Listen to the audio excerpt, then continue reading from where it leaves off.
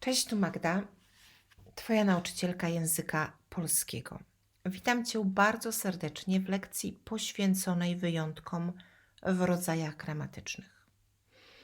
W czasie tej lekcji dowiesz się, jakie mamy wyjątki oraz jak je zapamiętać.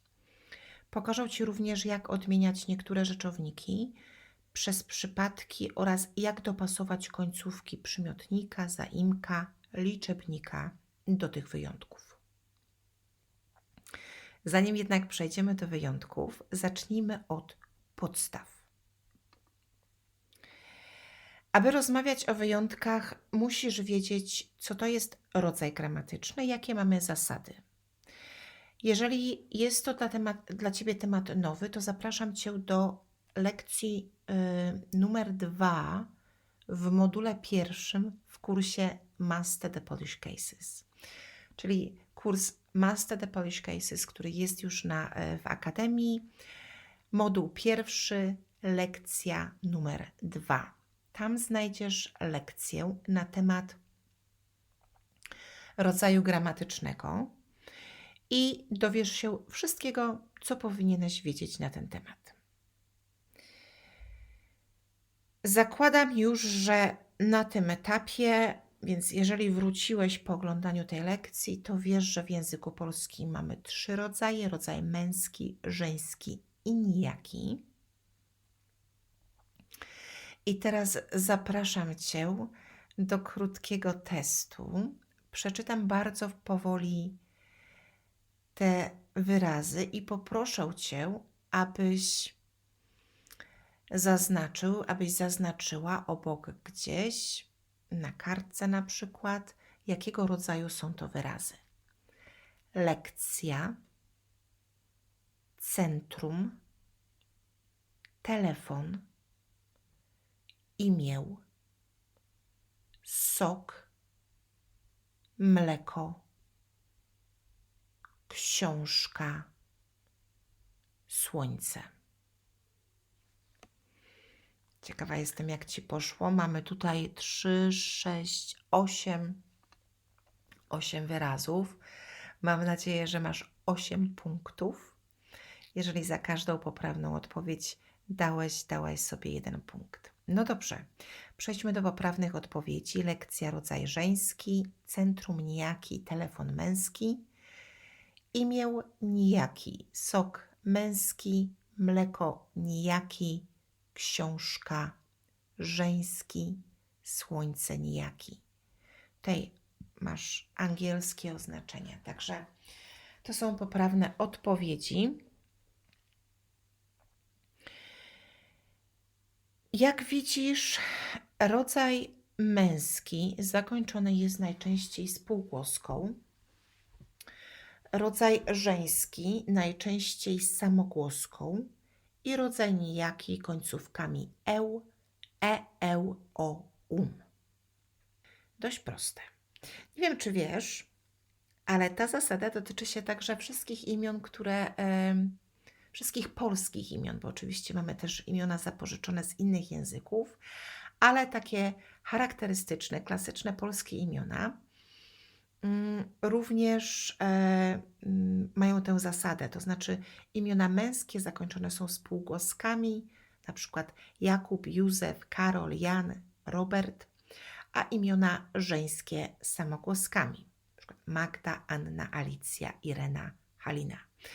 Także jak nie wiesz, jak zapamiętać rodzaj, to możesz sobie też zapamiętać imionami, że Magda to rodzaj żeński, na końcu a Jan na przykład albo Robert mają na końcu spółgłoskę, dlatego są rodzaju męskiego. No dobrze. Skoro znamy zasady, to teraz przejdźmy do wyjątków. Bo tych wyjątków w języku polskim jest trochę, ale znów, jeżeli zastanowisz się, ile tak naprawdę rzeczowników jest w słowniku języka polskiego, ile słów znasz, to ta lista wyjątków nie jest aż tak długa. Na tej liście są wyjątki rodzaju męskiego i rodzaju żeńskiego. Nie mamy wyjątków w rodzaju nijakim, więc coś łatwego. I nawet spośród tych wszystkich rzeczowników na tej liście nie będziesz potrzebować wszystkich od razu. Więc może jest to przerażające, ale zjedzmy tego słonia kawałek po kawałku. No dobrze. W rodzaju męskim mamy, jak widzisz, rzeczowniki głównie zakończone a, kilka na o, jak Kajko, Kościuszko, ale głównie będą to te z końcówką a. I nawet spośród tych rzeczowników możemy sobie tutaj wyłonić kilka grup. Są to wyrazy odnoszące się do mężczyzn. I tutaj nie mamy wątpliwości, że mężczyzna, tata, kolega, mimo że są to wyrazy zakończone na a, są rodzaju męskiego. Podobnie zawody odnoszące się do rodzaju męskiego, jak artysta, dentysta, astronauta, sprzedawca, zawody, a także jakieś funkcje wskazujące mężczyzn, jak komunista chociażby, czy hrabia, wojewoda. Także mamy rodzaj męski, funkcje, zawody, coś, co odnosi się do rodzaju męskiego, zdrobnienia imion, jak Kuba, Józio, Kajko, O. I takie wyrazy jak beksa, łamaga, niezdara, oferma, czyli takie trochę pejoratywne rzeczowniki. Więc nie jest to tak naprawdę trudne do zapamiętania, zwłaszcza, że tak jak wspominałam na początku, głównie będziesz potrzebować tych 3 wyrazów: mężczyzna, tata, kolega i być może kilku wybranych zawodów, jak dentysta, nie wiem, pianista, artysta. To są takie pierwsze wyrazy, których uczysz się, pierwsze wyjątki, których uczysz się. W przypadku rodzaju żeńskiego jest troszeczkę inaczej. Tutaj ta grupa jest, ta ilość wyjątków jest większa, ale również możemy sobie wyłonić kilka grup z bardzo charakterystycznymi końcówkami. Są to rzeczowniki zakończone na ość lub iść. I teraz uwaga, muszę się też trochę skoncentrować, ponieważ przeczytanie tych rzeczowników wymaga nawet ode mnie pełnej takiej koncentracji i skupienia.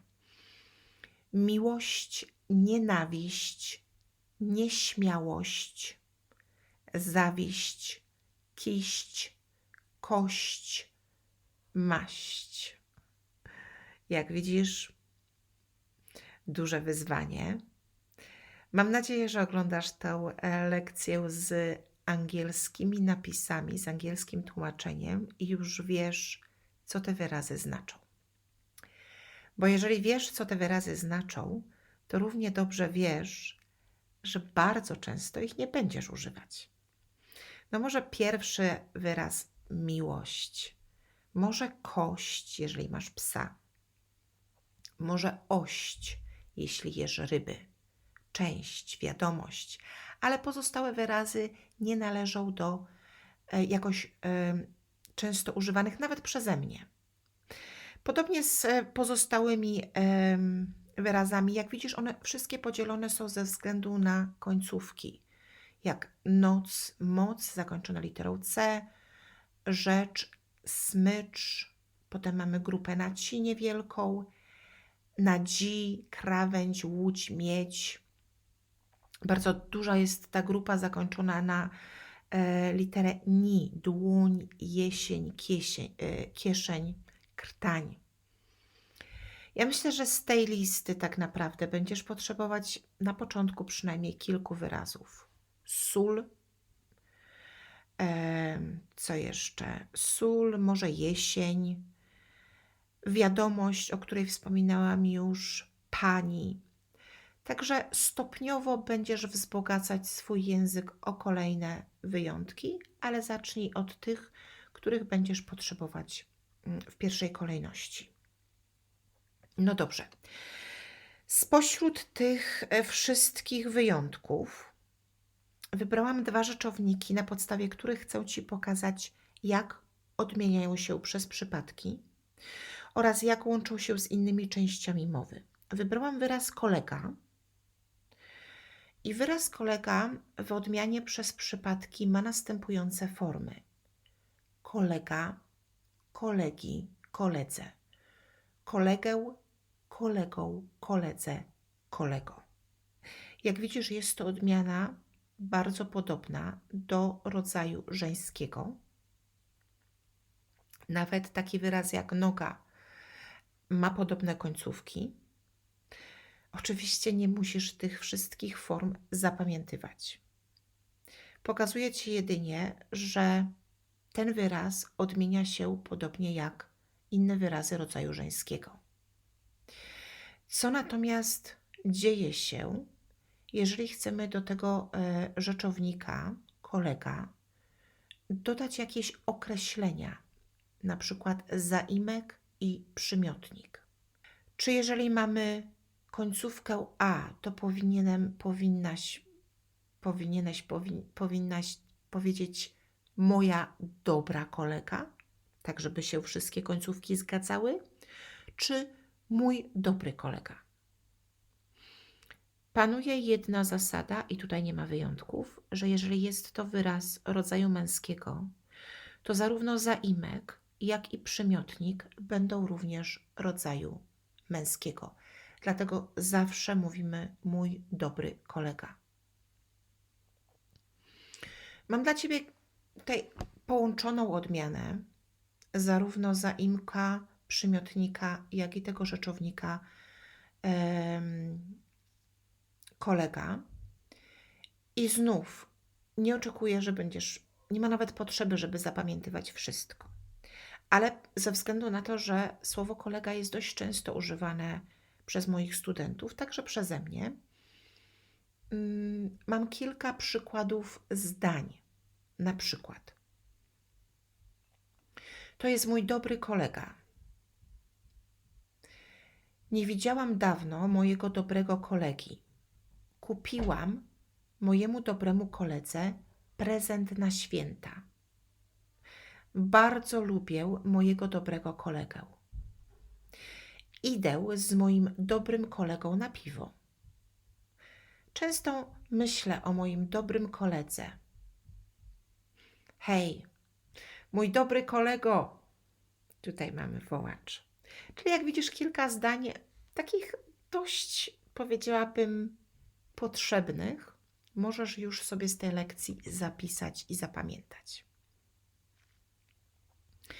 Kolejny wyraz to wyraz miłość. I tutaj mamy troszeczkę już pomieszaną odmianę przez przypadki, ponieważ mamy odmianę tak naprawdę, mimo że jest to tutaj końcówka charakterystyczna dla rodzaju męskiego, jest to odmiana charakterystyczna dla rodzaju żeńskiego. Czyli nie ma tutaj już jakichś wyjątków.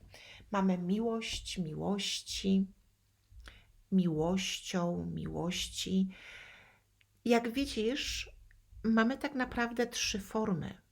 Mamy formę podstawową miłość, która w mianowniku, która jest równa biernikowi.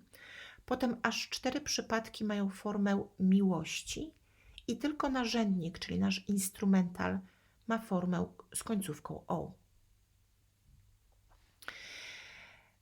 Nie będzie tutaj też zaskoczenia. Jeżeli miłość jest rodzaju żeńskiego, to również wszystkie jej określenia, czyli zaimek, liczebnik, tak jak w tym przypadku liczebnik porządkowy, również będą rodzaju żeńskiego. Czyli nie mówimy mój pierwszy miłość, tylko moja pierwsza miłość. I znów mam dla Ciebie kilka przykładów zdań, które możesz sobie zapisać, możesz zapamiętać, możesz sobie później wrócić do tej lekcji. To jest moja pierwsza miłość. Nie pamiętam mojej pierwszej miłości. Kupiłem mojej pierwszej miłości prezent. Kocham moją pierwszą miłość. Wzięłam ślub z moją pierwszą miłością. Często myślę o mojej pierwszej miłości. Och, moja pierwsza miłości. Tak. Dobrze. Co zrobić po tej lekcji i z tą ilością informacji? Po pierwsze, nie załamywać się. To jest temat, który będzie powracać. To na pewno. Im bardziej będziesz zaawansowany, tym częściej będziesz używać tych wyjątków. Wyszczególniłam takie 3 kroki, co możesz zrobić już teraz po tej lekcji, nieważne jakiego poziomu jest Twój język polski. Po pierwsze, możesz wydrukować sobie listę wyjątków. Po drugie, na platformie znajdziesz quiz, bardzo prosty quiz, który pomoże Ci już trochę w przyswajaniu tych wyjątków. I po trzecie, jeśli już jesteś po lekcji z tworzenia notatek wizualnych, to możesz sobie do tych wyjątków przygotować swoją notatkę wizualną z wybranymi wyjątkami. Możesz sobie na tej notatce wpisać pierwsze zdania, zilustrować ją jakimiś prostymi ikonkami. Także 3 kroki po tej lekcji. Nie musisz zapamiętywać wszystkich form przypadków. Ważne, żebyś posługiwał się poprawnymi formami, jeżeli tworzysz zdania, zwłaszcza z wyrazem kolega. Często używamy tego wyrazu. Nie wiem, zadzwonię do kolegi, zadzwonię do mojego kolegi. Dobrze, jeżeli masz jakieś pytania, to zapraszam Cię do naszej społeczności. Ja odpowiem na wszystkie pytania. Jeżeli masz jakieś indywidualne pytania i nie chcesz używać forum, to oczywiście możesz skontaktować się ze mną również mailowo. Dziękuję Ci bardzo za dzisiaj i do zobaczenia, do usłyszenia.